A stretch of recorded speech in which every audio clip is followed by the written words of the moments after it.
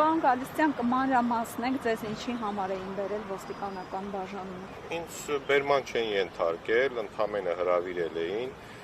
եւ չգիտեմ, ես ինքս չգիտեմ ինչի համար էին բերել, տարբեր թեմաների շուրջ խոսացինք, ինչ որ Օրինակ ինչ թեմաներ։ Իշխանափոխության, չգիտեմ, իշխանազավթնա, որի մասով ես տվեցի այն պատասխանը, որ մենք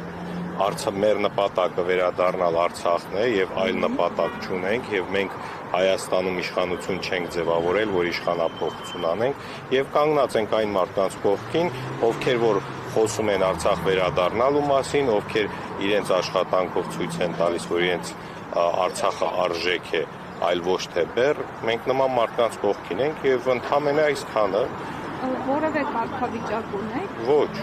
միանշանակ ոչ։ Այդքան հարց են տվել ու հիմա ինձ թվում է ծանոթություն էր։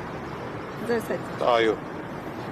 Իսկ ազգային ժողովի Արցախի ազգային ժողովի պատգամավորներից որևէ մեկին տեղյակ եք հրավիրել են։ Տեղեկություններ չունեմ, ճիշտն ասած, ես որևէ ծանոթ մարդ չհանդիպեցի։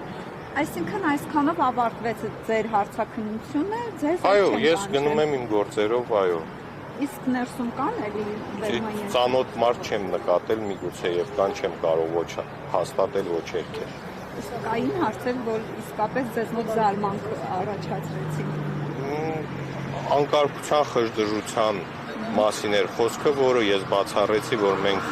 օրենքը լավ գիտենք եւ մեր բոլոր քայլերը օրենքի շրջանակում է եւ դրանից դուրս չի էլ կարող լինել։ Այսինքն իրենք հարցնում էին այդպիսի քայլեր նախապատրաստում եք, թե կասկածում էին ինչ կոնտեքստում։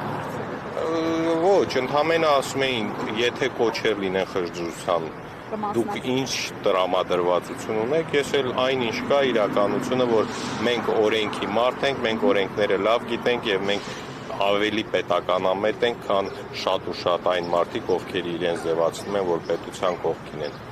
Շնորհակալություն։